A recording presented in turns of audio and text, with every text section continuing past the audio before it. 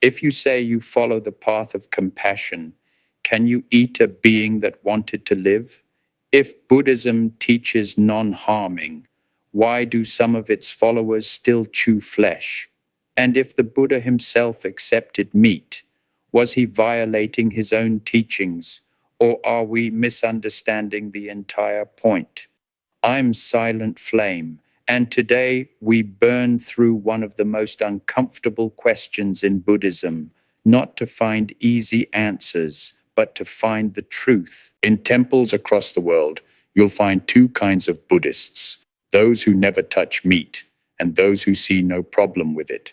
Both claim the Dharma, both claim the Buddha, and both claim compassion.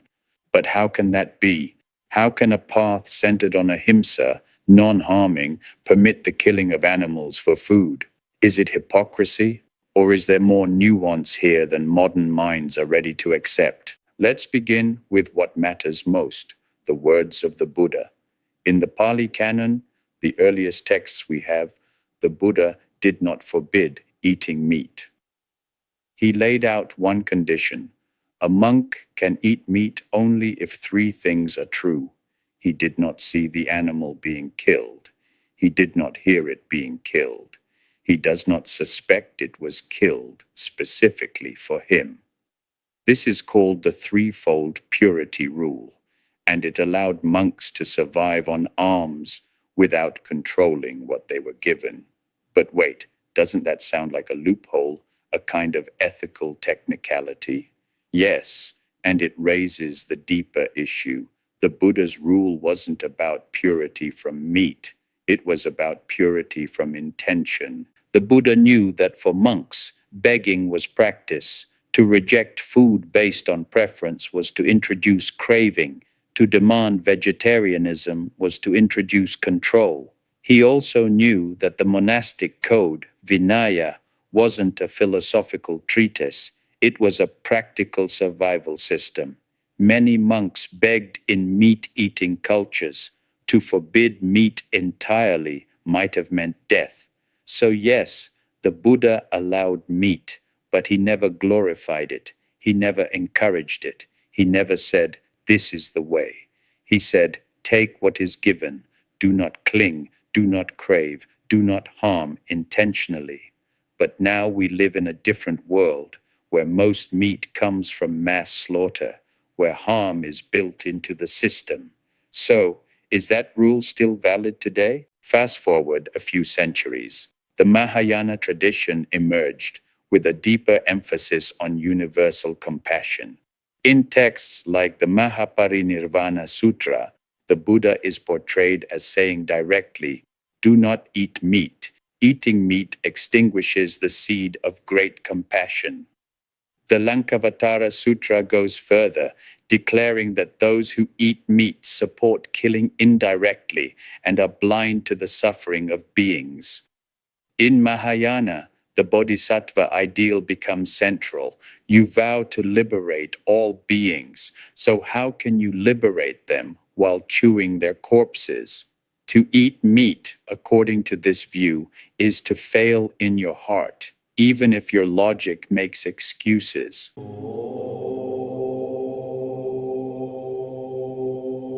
Write your questions in the comments. You give me a like and a follow. I'll give you an answer.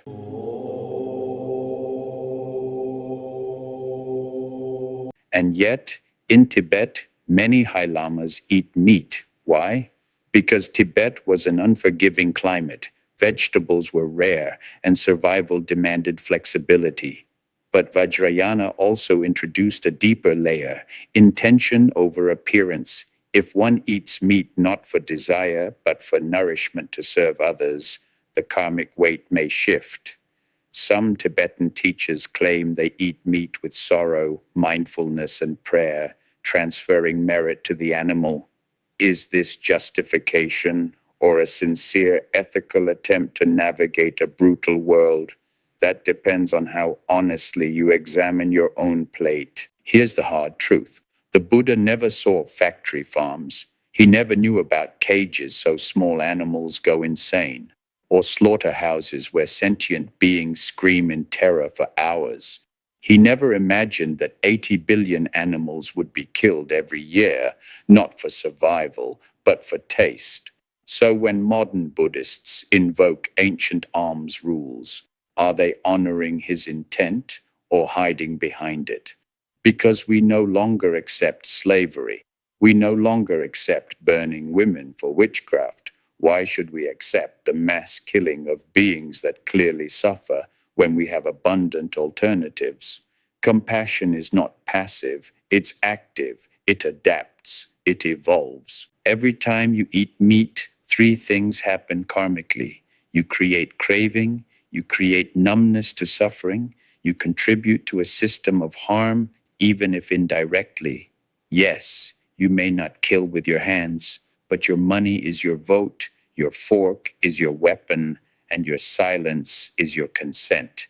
Many modern Buddhists say it's not about being perfect, it's about being conscious. That's true, but consciousness without courage is just comfort. The Buddha never made vegetarianism a requirement. You can awaken while eating meat. But ask yourself, what does that say about your path?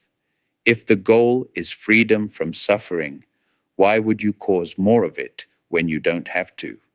If you say all beings have Buddha nature, then why is your compassion limited by your tongue? The question is not whether you're allowed to eat meat. The question is, who are you when you do? So, is eating meat compatible with Buddhism? Technically, yes. Spiritually, it's complicated. And ethically, it demands brutal self-honesty. You must choose not what's comfortable, but what's true for you. The path to awakening is not about appearances. It's about aligning your heart, your actions, and your awareness. If compassion is your compass, let it guide every choice. I'm silent flame, and I believe this. The animals we eat are not beneath us. They are beside us, suffering with us. And one day we will answer for how we treated them.